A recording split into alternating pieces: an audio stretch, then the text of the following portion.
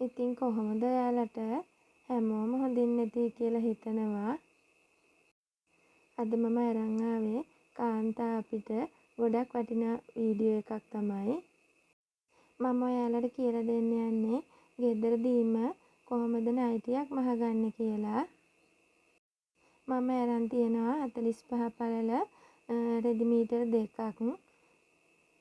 උස වැඩිපුර අවශ්‍ය අයට රෙදි මීටර 2.5ක් විතර ගන්න. අපි ගත්ත රෙද්ද බලවාටි දෙක එකට සිටින ලෙස දෙකට නමා ගන්න. නැවතත් ඒ බලවාටි දෙකට කෙලින් දෙකට නමා ගන්න. එතකොට අපිට රෙදි පැටවල් 4ක් හම්බෙනවා. මේ බලන්නකො මෙන්න මේ විදිහට උඩින් ඉරක් ගහලා කොටසක් කපලා අයින් කරන්න. ඇද වෙලා හැම තියෙන ඒවා ඉවත් වෙනවා එතකොට. ඊට පස්සේ මේ නැම්ම පැත්ත තමන් ඉන්න පැත්තට හරවගෙන අපි මිමි ටික ලකුණු කරන්න පටන් ගමු. නැම්මේ උඩ සිට පහළට කර ගැඹුර ලකුණු කරගන්න. මම ගත්තේ අඟල් 8යි. කර ගැඹුර ඔයාට අවශ්‍ය ප්‍රමාණයට ලකුණු කරගන්න පුළුවන් අඩු වැඩි කරලා. ඒ අඟල් 8 සිට පහළට අඟල් 3ක් නැවත ලකුණු කරන්න. ඒ යෝක් උස. අපි මේ ලකුණු කරගත්ත ස්ථාන දෙකේ සිටම බලවාටිය දෙසට ඉරි දෙකක් ගහගන්න. අපි කරගැඹුරු ලකුණු කරගත්ත ස්ථානයේ ගැහුව ඉර තියෙනවනේ ඒ ඉරේ උරහිස දෙකට බෙදන ලද මිම්ම ලකුණු කරගන්න. මගේ උරහිස මිම්ම 16යි දෙකට බෙදුවම 8යි. යට ඉරෙත් ඒ ප්‍රමාණයම ලකුණු කරගෙන කොටුවක් ඇඳ ගන්න.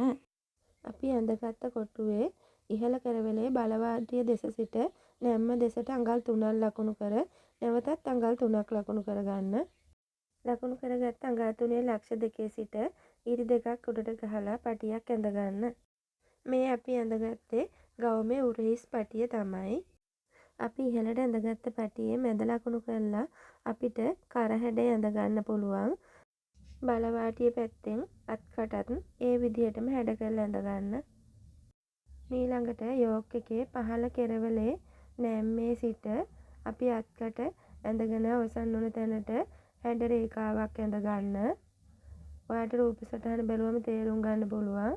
ඊට පස්සේ ඒකට මේ වගේ තිත්තිරි ඇඳලා අඟල් භාගයක් මැහුම් වාසි තියාගෙන යෝක් එක කපා ගන්න පුළුවන්. මතක තියාගන්න යෝක් එකේ යට කොටසට විතරයි මැහුම් වාසි අඟල් භාගයක් එකතු කරගෙන කපා ගන්නේ. ඒක අපි ඇඳපු රේඛාවල් දිගේම කපලා ඉවත් කරගන්න. ඔයාලට පිටිපස කර ගැඹුර අඩුවෙන් අවශ්‍යයි නම් මේ කොටසටම පිටිපස කර ගැඹුරත් ඇඳ ගන්න. අපි මේ යෝක් කොටස් ටික කපනකොට එතකොට අපි මුලින්ම කපන්න ඕනේ පිටිපස කර ගැඹුර ඇඳගත්ත රේඛාව දිගේ. මෙතන යෝක් කොටස් 4ක් තියෙනවා. ඊට පස්සේ එතන යෝක් කොටස් 4න් දෙකක් අපි ඉවත් කරගන්න ඕනේ. ඉවත් කරගෙන ඉතුරු යෝක් කොටස් දෙකේ ඉදිරිපස කර ගැඹුර ඇඳලා තියෙන රේඛාව දිගේ කපා ගන්න. දැන් අපි යෝක් කොටස් 4ම කපලා ඉවරයි. අපි බලමු දැන් යෝක් එකෙන් පහළ කොටස කොහොමද හදාගන්නේ කියලා. මම ගත්තේ අඟල් 45 පළල රෙදි කෑල්ලක්නේ. ඒ රෙදි කෑල්ල ඉතිරි කොටස ඉදිරිපස සහ පිටිපසට අවශ්‍ය ප්‍රමාණයට කොටස් දෙකකට මම කපා ගත්තා. නැවත බලවාටියට කෙලින් දෙකට නමලා නැම්මේ සිට පහළට අඟල් 3ක් ලකුණු කරගත්තා. බලවාටිය පැත්තෙන් අඟල් 3ක් පහළට සහ නැම්ම දෙසට අඟල් 3ක් ලෙස ලකුණු කරගන්න ඕනේ. ඔයාලට මේ රූප සටහන බැලුවම තේරුම් ගන්න පුළුවන්. මම ලකුණු කරේ අඟල් 2යි. මට ලොකුවට අත්කට අවශ්‍ය නැති නිසා. නැම්ම පැත්තටත් අඟල් 3ක් මේ විදිහට ලකුණු කරගෙන ඒ දෙක රවුම් කරලා අත්කට හදා ගන්න ඕනේ. මම බලවාටිය දිගේ අඟල් 2ක් පහළට ලකුණු කරාට ඔයාලට මහතයි නම් අවශ්‍ය ප්‍රමාණයක් පල්ලෙහාට ගන්න පුළුවන්. එතකොට ගවුම හිරගතිය නැති වෙනවා. කිහිලිකට පල්ලෙහාට තියෙනවා. එතකොට අපි නැම්ම දෙසින් පල්ලෙහාට අඟල් 3ක් ලකුණු කරානේ. ඒ අඟල් 3 සිට කිහිලිකට ඇඳගත්ත තැනට ඉරක් ගහලා මේ විදිහට හැඩය ඇඳ ගන්න. මම මේ කඩේරි ගහලා පෙන්නන කොටස් කපලා ඉවත් කරගන්න. කිහිලිකට හැඩයත් කපලා ඉවත් කරගන්න. බලවාටියේ සිට කිහිලිකට ලකුණු කරපු තැන ඉඳන් ඇතුළට අඟලක් ලකුණු කරලා එතන ඉඳන් ඇඳුමේ පහළ කෙරවල දක්වා ටේප් එකක් තියලා ඉරක් ගහගන්න ගෙවිගෙන යන ආකාරයට. ඊට පස්සේ යට වාටියේ ඉඳලත් අඟල් භාගයක් උඩට මාක් කරගන්න. අඟල් භාගෙ මාක් කරලා යට වාටියේ බලවාටිය සිට නැම්ම දෙසට ගෙවිගෙන යන ආකාරයට මාක් කරලා ඒ ටිකත් කපලා ඉවත් කරගන්න. ඔයාලට හොඳට තේරුම් ගන්න පුළුවන් මම මේ කරන විදිය බලාගත්තාම ඒ විදිහටම කරන්න. මම මේ කියලා දෙන්නේ ඔයාලට ඕන කෙනෙකුට කරගන්න පුළුවන් විදිහට සරලම විදිහට තමයි. එතකොට මේ රෙදි කෑල්ලේ වටේටම අපිට කැපිලා අයින් වෙනවා කොටස්. අපි බලවාටිය දිගේ ගෙවිගෙන යන ආකාරයට අඟලක් කපලා ඉවත් කරගත්තා. එහෙම ඉවත් කරගත්තේ නැත්නම් ගවුම දෙපැත්තෙන් එල්ලා හැලෙන ස්වරූපයක් ඇති වෙනවා. ඒක වළක්ව ගන්න තමයි අපි මේ විදිහට කොටසක් කපලා ඉවත් කරගන්නේ. ඔයාලට පුංචි ටිප් එකක් කියන්නම්. ඕනම රෙදි කෑල්ලක් කපනකොට එක කොනක ඉඳලා කපාගෙන යන්න. මොකද නැත්තම් රෙදි කෑල්ල වෙනස් වෙන්න පුළුවන්. එක එක පැති වල ඉඳලා කපන්න එපා. රෙද්දක් කපනකොට එක කොනක ඉඳලා කපාගෙන යන්න පුරුදු වෙන්න. ඒක ගොඩක් බලපාන්නේ පුරුදු නැති කෙනෙකුට. පුරුදු කෙනෙකුට නම් එහෙම අවුලක් නැහැ. ඔයාලා ඉතින් ඕන කෙනෙක් දන්නවනේ නයිටියා හවුස් කෝට් එකක් වගේ එකක් මහනකොට හැම වෙලාවෙම කොටන් රෙදි තමයි භාවිතා කරන්න ඕනි කියලා.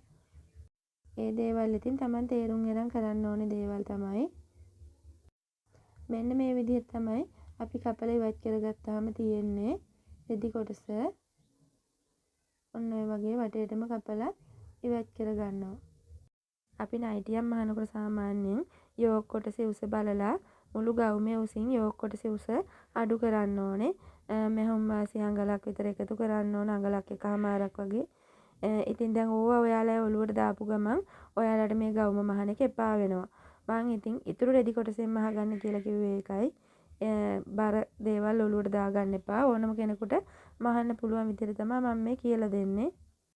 මෙන්න මේ විදිහට තමයි යෝග් කොටස යට කොටස මූට්ටු කරලා ගන්න තියෙන්නේ. ඔන්න ඔය වගේ හැඩයට තමයි අපේ ගවුම මැහෙන්නේ. අපි දැන් සියලුම කොටස් කපලා ඉවරයි. දැන් අපි මහගමුකෝ බලන්න. අපි මුලින්ම උරහිස මූට්ටු කරගන්න ඕනේ. ඔයාලා යෝග් කොටස් උරහිස මූට්ටු කරන කලින් ඉදිරිපස ගැඹුරු වැඩිපුර ගත්තා නම් ඒක ඒ විදිහට තියලා මූට්ටු කරගන්න. කොටස් එක බැගින් තියලා අපි මේ මූට්ටු කරගත්ත කොටස් හතරම උරහිස මූට්ටු කරාට පස්සේ කොටස් දෙකක්නේ. හොඳ පිට හිටින විදිහට මේ යෝග් කොටස් දෙකම එකට තියාගෙන කරවටේ මූට්ටු කරගන්න. කරවටේ මූට්ටු කරනකොට කලබල වෙන්නේ නැතුව හිමිසරේ ඒව කරගන්න. මූට්ටු කරලා ඉවර වෙලා කට් මාක් දාගෙන හොඳ පිට හරව ගන්න. හොඳ පිට හරවලා පුළුවන් නම් අයන් කරගන්න. අයන් කරගෙනකොට අර අංශ දෙපැත්ත එනවනේ. අත් කට එන පැත්ත. ඒ පැත්ත අඟල් භාගයක් ඇතුළට නමලා අයන් කරගන්න. එතකොට ඔයාට මහ ගන්නකොට ගොඩක් ලේසි වෙනවා. කාලය ඉතුරු වෙනවා.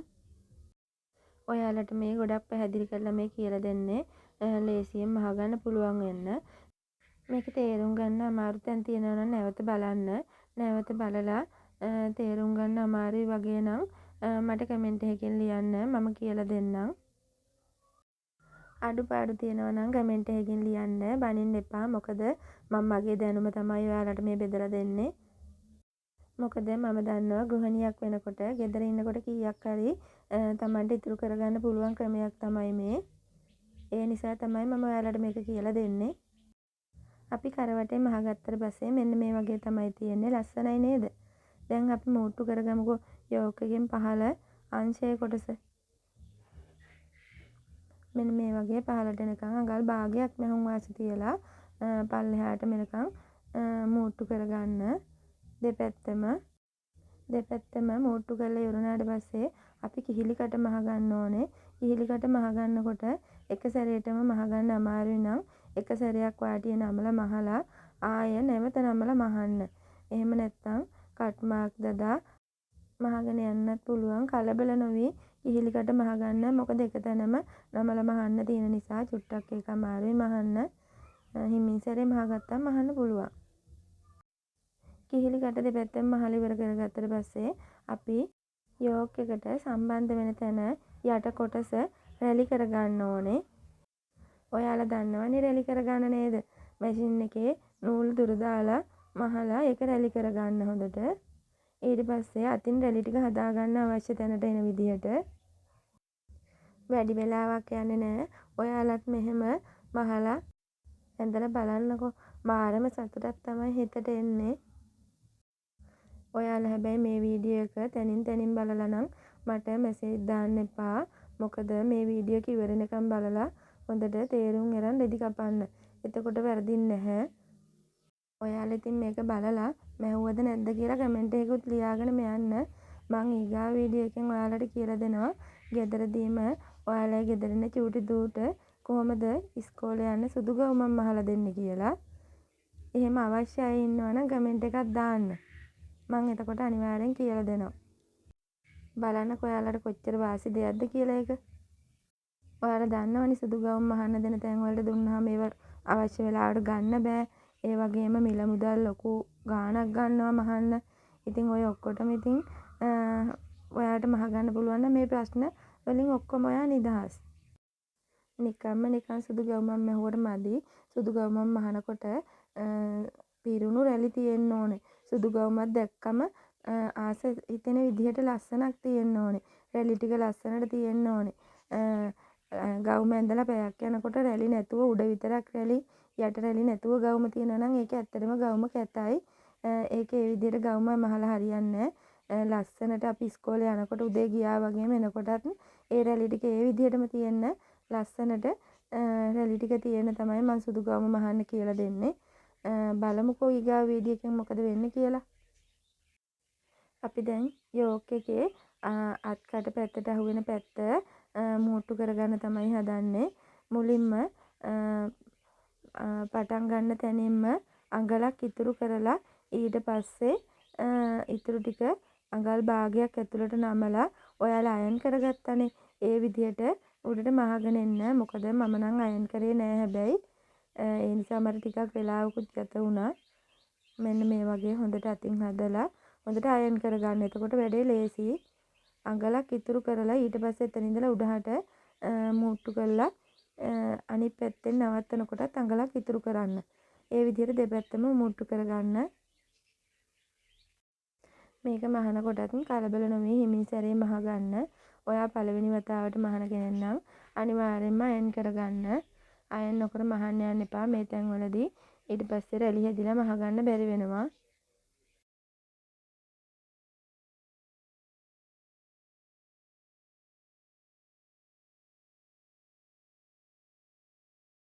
ඔයා බලා ගන්නකො මේ මම මහන්නේ කොහොමද කියලා. එතකොට තේරුම් අරන් කරගන්න පුළුවන්.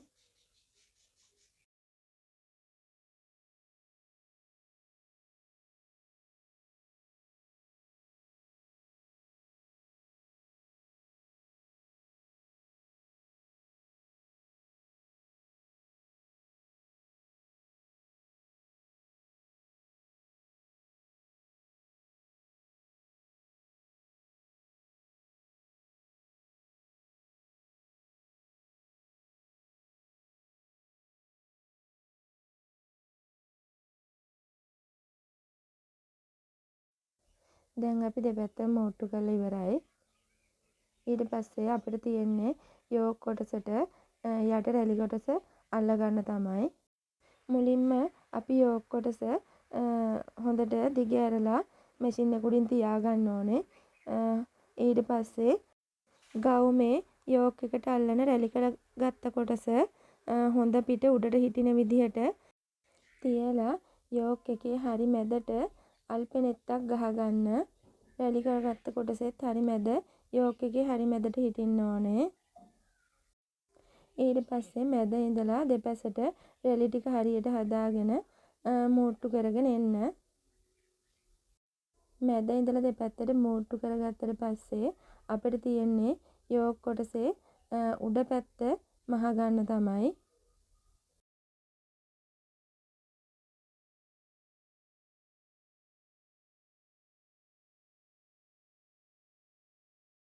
යෝක් කොටසේ උඩ මූට්ටු කරනකොට මැද ඉඳලා මූට්ටු කරන්න අවශ්‍ය නෑ ඒක. අපි අර දෙපැත්තෙන් අඟල උඩට ඉතුරු කරානේ. ඒ ඉතුරු කරපු අඟල උඩ ඉඳලා ගානට නමලා තියලා ඊට පස්සේ කොනක ඉඳලා ඉදිරියට මූට්ටු කරගෙන ඇවිල්ලා නවත්තන්න.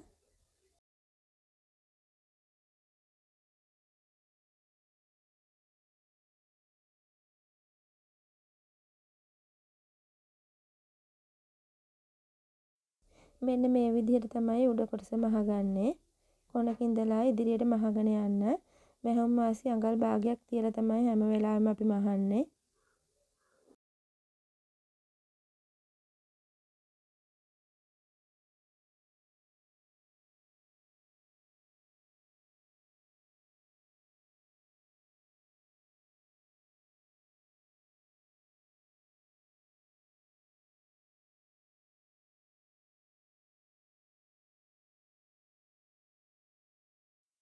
හිමිහිට මහගන්න. මොකද මැහුම පිටට යන්නේ නැති වෙන්න ලස්සනට මහගන්න ඕන නිසා.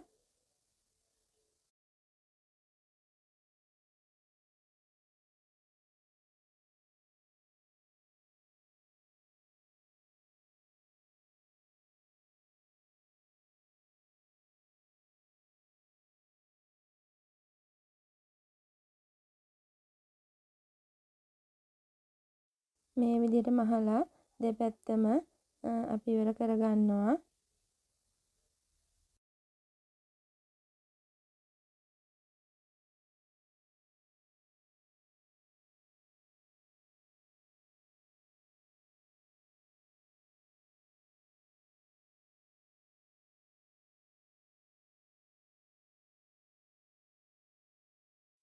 මේ දෙපැත්තම යෝක් එක අල්ලලා ඉවර කරගත්තට පස්සේ අපිට ඉතින් තව පොඩි කොටසක් තමයි ඉදිරියට මහන්න තියෙන්නේ.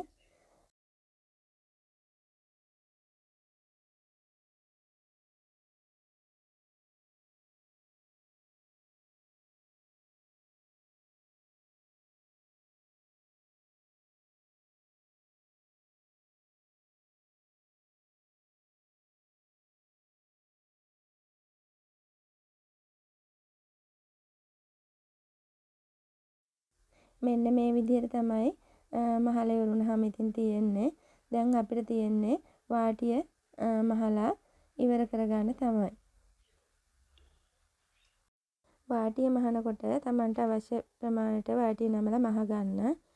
ඉතින් මේ වීඩියෝ එක හොඳයි නම් තව කෙනෙකුට බලන්න ෂෙයා කරන්න. ඒ වගේම කමෙන්ට් කරන්න, ලයික් එකක් දාගෙන යන්න අමතක කරන්න එපා. අඩුපාඩු තියෙනවා නම් ඒවත් ලියාගෙනම යන්න.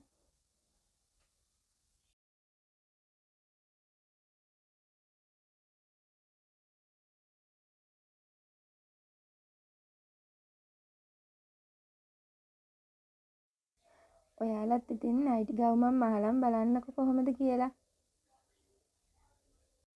ඔන්න දැන් නම් ඉතින් ඔයාලත් එක්ක මම මහපු ගවුම සම්පූර්ණයෙන්ම මහලා ඉවරයි. බලන්නකෝ ලස්සනයි නේද කියලා. ඉතින් යාළුවනේ මම අලුත් වීඩියෝ එකක් කරන් ඉක්මනින්ම ඔයාලා බලන්න එන්නම්. එතකන් හැමෝම පරිස්සමින් සතුටින් ඉන්න. හැමෝටම තෙරුවන් සරණයි.